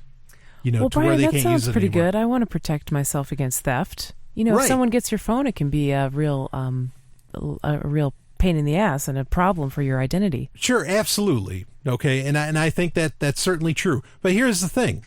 You can already install apps that do this. You can get Lookout for Android that does this. It doesn't have to be a law. You can just educate people into how to set this up. But this is what scares me, is they're making it a law, and the Senate doesn't just want that. Okay? The Senate says, no, this isn't good enough to put in a software kill switch. You need to put in a hardware kill switch. That way that device is completely dead, because you know what could happen? Hackers could override this kill switch, and that could be a real problem. Now, theft of phones does occur, okay? But how much does it occur? In the U.S. alone, I've got some numbers here. In the U.S. alone, 3.1 million mobile devices, this would include smartphones and tablets, 3.1 million mobile devices were stolen in the U.S. In 2013. That is less than 1% of the population. Less than 1% of the population. Mobile phone theft. And we need a law that says we need the power to hit a kill switch. Well, Brian, if it saves just one phone. Just one phone. It's for the children. And actually, funny you mentioned children, okay? Because this is an idea that, boy, it's just spreading. Because now there's an app out there, okay, that will allow parents to put the kill switch on their kids' devices. Oh, I saw that coming. Oh, yeah. Yeah. Oh, yeah. Because so if you're bad, your phone's going to get done. Right. Now, fried. yeah, exactly. Now, the reason that this was devised is because, well, at the dinner table, kids are just going to their devices and they're not talking to their parents. Yeah, this is their argument for it. Seriously. Wow. So don't connect with your kids and try to voluntarily help them, feel comfortable talking to you. Force them by killing their phone. Yeah, and it's called Dinner Time Plus. Okay, and this allows parents to behave like spies when it comes to their children's viewing, giving them the ability to supervise the apps their children use, as well as view the apps in real time. It's like so kids have no privacy when this app is installed. Wow. The parents are literally acting like the NSA, and people ask the question, the NSA, I can't believe they're doing this. This is so wrong. Oh, but parents can do it to their kids because they're part and parcel. Oh, but that's different, Brian. Yeah, because you own your kid, right? And I know you're kidding, because that's the thing. This is where these attitudes come from. Okay, isn't that just something people they don't like being spied on by the NSA, but they're repeating the same kind of behavior. They're pulling it on their kids, their children. And so the kids are going to grow up thinking, "Oh yeah, well the NSA looking at my shit. That's just like my parents did. It's okay. They're looking out for my." Let me tell you what there needs to be an app out there. Okay, it should be called Parent Switch, and the kids should be able to turn off the parents' devices. So that, no, look, mommy, pay attention to me. I'm right here. Yeah. You know what I mean? I want you to talk to me. That's bullshit that the kids can't look away from the screen. Are you kidding? Adults can't look away from the screen, and they can't look away from the screen because they're trying to distract themselves from the fact of the idea that one day they're going to die. You know? Yeah, isn't that the truth? So this is crap. This is absolute crap. People wonder where all this stuff comes from. It starts in the home. Yeah, exactly. I don't know how you could see it as anything but that. Yeah, and if you think that the NSA and the government isn't acting like parents and that they're not forcing this because of theft, 1% of the 3.1 million devices, who the fuck cares? You know? In fact, you know what? We have a bigger problem because in schools all across the country, pencils are getting stolen every day. Billions of pencils every year. I can't even imagine how many pencils were stolen in 2013. And what are you going to do about that? Well, spitballs too. It's like, well, a pencil isn't that important. It's like, no, is theft or not? So anyway, people will say, oh, it's a matter of degrees, blah, blah, blah. Okay, whatever.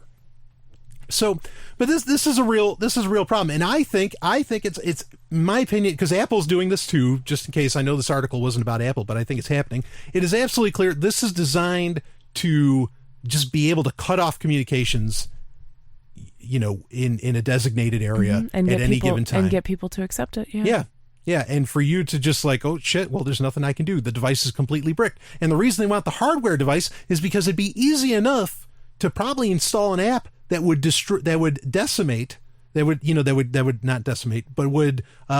the software kill switch ineffective. It's easy enough to program that stuff. You root a phone, it's done. That software kill switch means nothing. Yeah.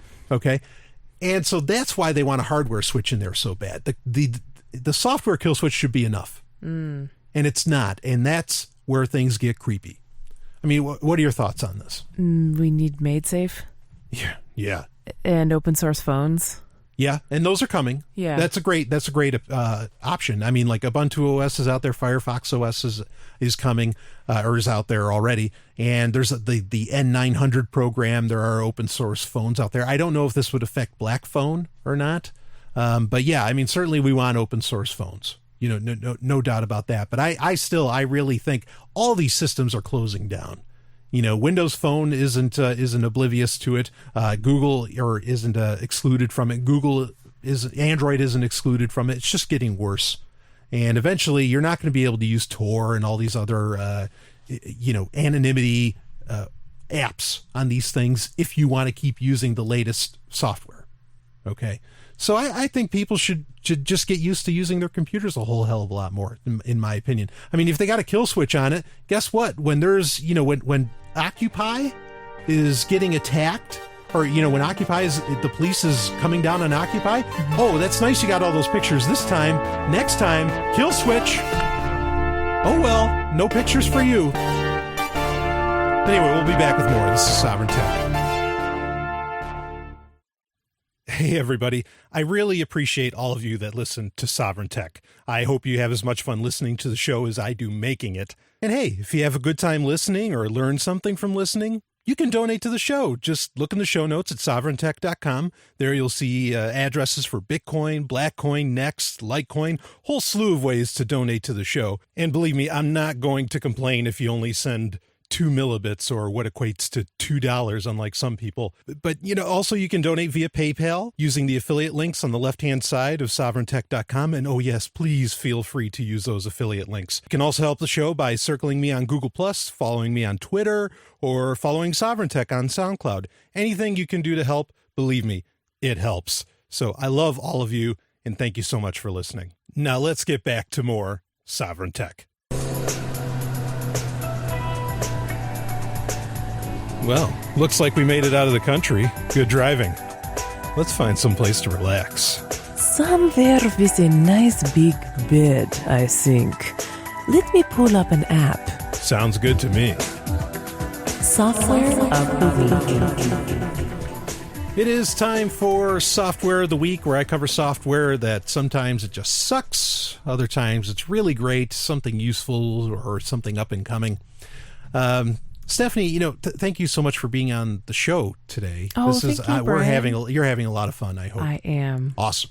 So, speaking of having fun, do you use Tinder? No comment. No comment. Yes, okay. I do. I use it. I was going to say, you don't have to answer that if you don't want to. I only let it show me women. Okay. Right on. But sometimes guys like sneak in there. Is there it's an like email address that good. women can get in touch with you at? You don't have to give one out. Stephanie at letstalkbitcoin.com. There you go. Okay. So, lovely ladies, please. Don't email me. Email Natalia. Yeah. Oh, boy. She'll write back. Anyway. She'll get right back to you. So, Tinder, a lot of people think Tinder kind of has a flaw, right? Now, I mean, when you use Tinder, or you don't have to tell me, you could talk about the indefinite article or the abstract. What is a person looking for when they use Tinder? Sex. Sex? Okay. Or, I don't know, maybe they're looking to see pictures of people. Okay. Are they looking for a relationship? I mean, is this the mobile version of OkCupid? No. They're just, they just want to look and perhaps chat, maybe they just want to get the thrill of seeing if the person that they thought was attractive matched with them. Okay. So with Tinder, there's a variety of things that you could possibly want to do. Mm-hmm. Okay. So Tinder is not is not software of the week, but this app is, and it's called HeavenlySinful. Okay. Oh, you've been saving this one. Oh yeah. And this is a dating app. It's like Tinder, but instead this one can actually, you can actually put in your intentions. Like, this is why I'm here. Mm-hmm. There is no question about it. If you're saying, look, I'm DTF. All right, I'm down to fuck, and that's what you're looking for, the HeavenlySinful app will lay that out, and then there's no questions. I think that's actually, it's kind of cool. I mean, Does it like prompt you to talk about your intention, or yes. can you just, okay. Yeah, because Tinder is like just a blank space and you put whatever you want. I think that's just kind of good communication or good policy to say, hey, this is why, if you're on a dating site or some kind of online site like that, it's good to say why you're there. You know? Absolutely. It helps other people. I mean, I don't know, how exactly specific it gets. I guess you can choose between, you can like swipe up for heavenly, like this person, like with Tinder, you flip through people. Oh, it's like down. Okay, so we've talked about, I think we might have talked about it on the show when it was Bang with Friends, but Bang with Friends has since become an app called Down, which shows you your Facebook friends and your friends of friends, and you swipe them up to say that you want to get a date with them, and down to say that you want to fuck them. But that makes it anonymous. Unless they match with you. Okay. And then you're told about each other. Yeah, all right. Well, there's no anonymity here. This is straight up out in the open, and I like that. Okay. But, I mean, admittedly, like, I've never used OkCupid. I don't use dating apps at all. You don't need them. Well, I don't want to sound like I'm boasting, but I don't. I never have. I've never needed. In fact, I don't know when I've ever really asked someone out exactly. I mean, I've certainly asked someone to, go out to lunch or have sex or something, but I don't know when I've actually like asked a person out for a relationship. But, anyway, but this could be useful to people. And I like this. I like it being out in the open. I like it being more honest. So the concept is that you say why you're there, and then people openly rate you as either heavenly or sinful? Right. Okay. And you want, and heavenly meaning you want to just like maybe have a nice dinner with them, or you want to be a friend with them or something like that. As to where sinful saying, yeah, I want to get it on. That's just so playing into the Christian paradigm of, oh, sure. Like, oh, it's virtuous and pious to not want sex, and then it's bad to want to That's true, but I mean, admittedly, that ideal has gone well beyond Christianity. Yeah. Yeah. So, and maybe it's just a joke. Maybe I shouldn't take it so literally. Yeah, but I mean, I think it's something, I like the idea of being able to, be more direct with your intentions. Oh, sure, yeah. I think that's fantastic. So, I don't know. I don't really, again, I don't totally see the point to dating apps. I don't get it. So, but I could see where some people might find this useful and people want to check it out. I don't know. I've never used Tinder. I feel kind of crazy. If you weren't on the show, I wouldn't have really talked about it because I just don't use these things. To where I feel I could even comment on them.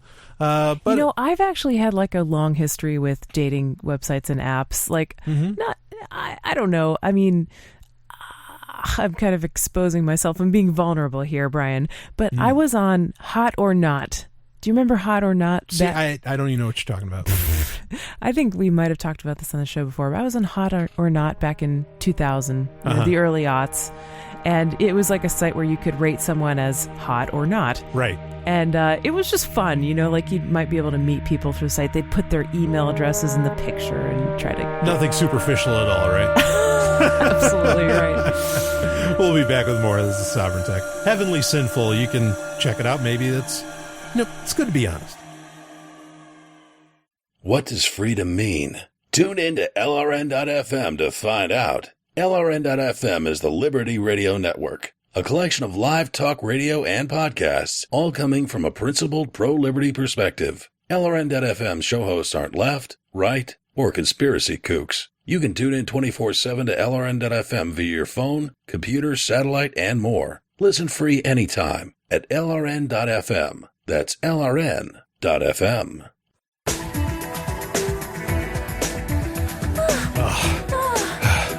Oh, Natalia.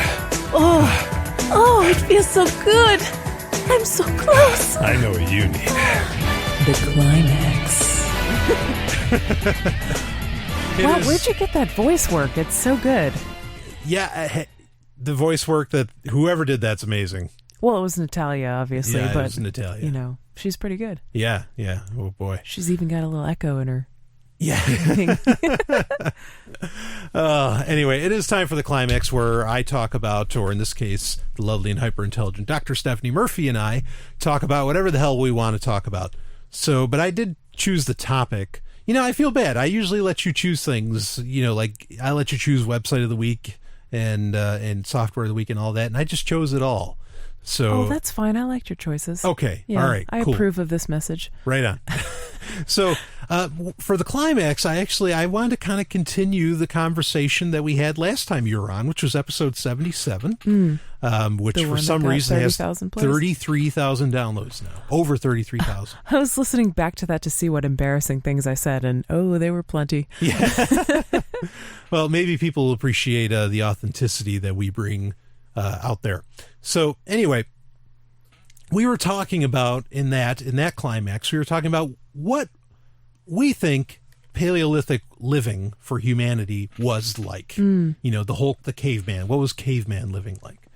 And now I made sure, and I'll say it again, I know there's evidence that works against any of my opinions. There's evidence that works against any opinions. There's plenty of evidence that works towards my opinion and towards my conclusions, okay? But just because there's evidence that goes against it doesn't mean that you still don't make your argument. You need to make your arguments, okay?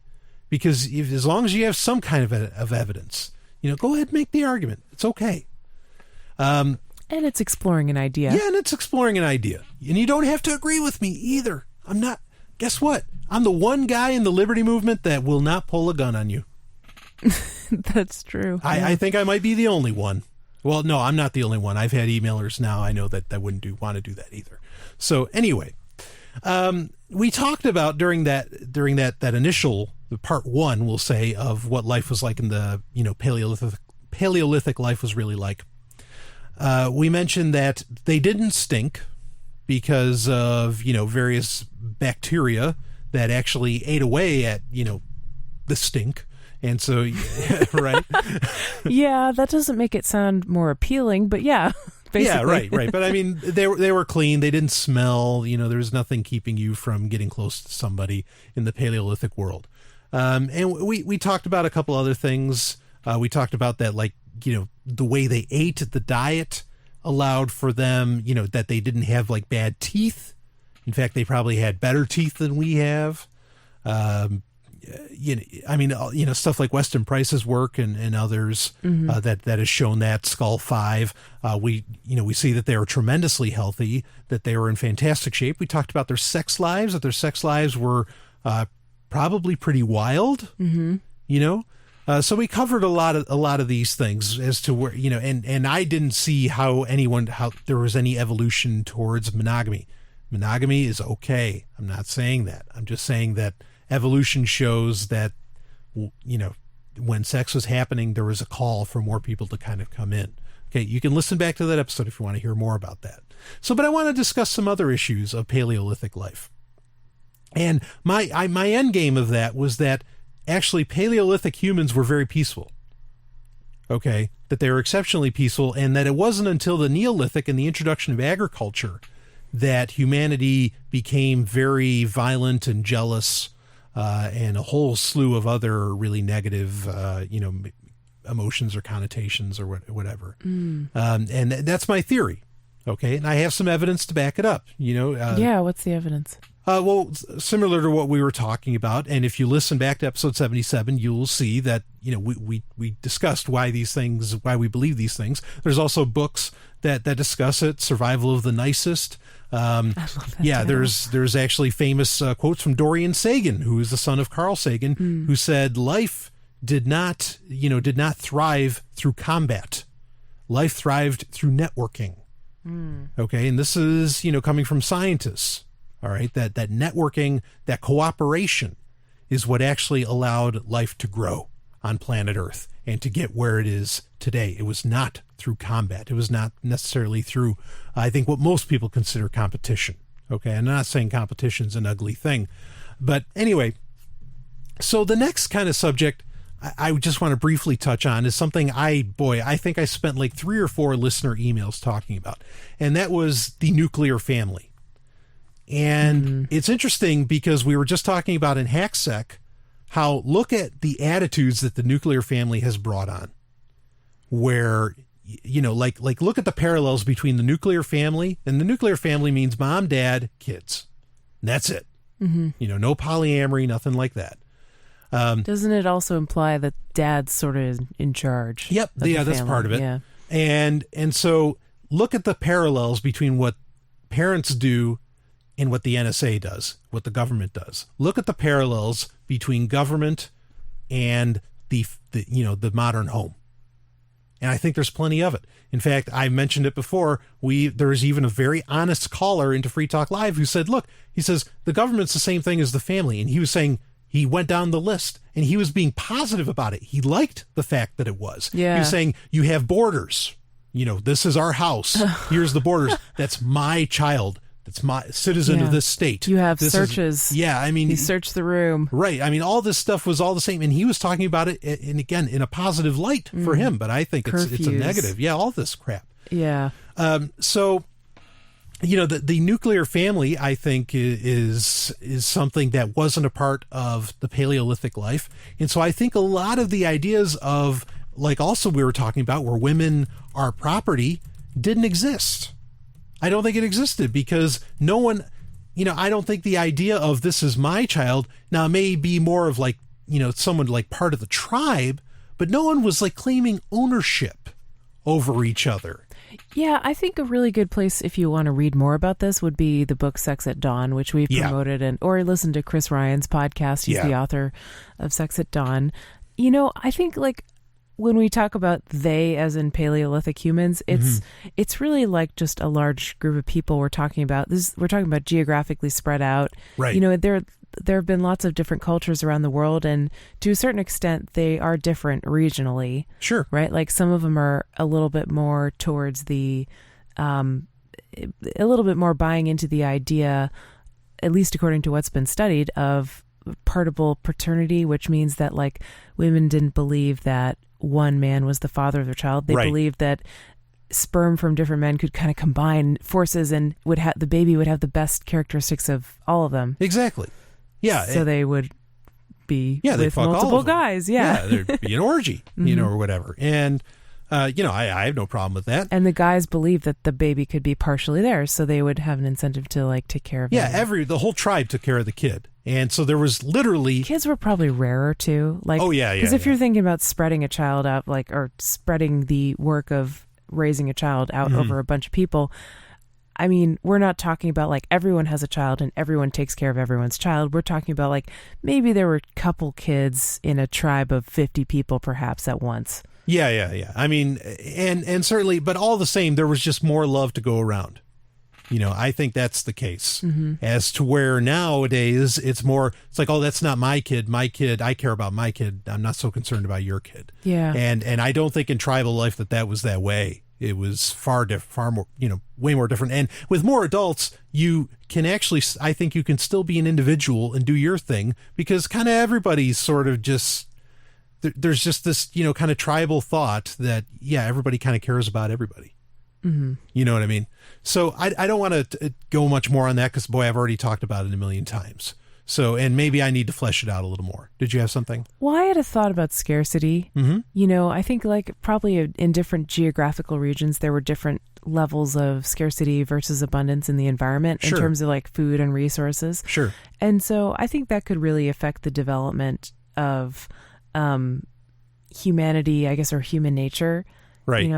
Because, and obviously human nature, so-called, is plastic. Like, if you grow up in an environment that's really stressful and scary, your brain actually changes so that you're more anxious and more mean. Right. And if you grow up in an environment with lots of abundance, then you tend to be kind of nicer. Yeah. So we're adaptable for sure. But that's why we were nomads.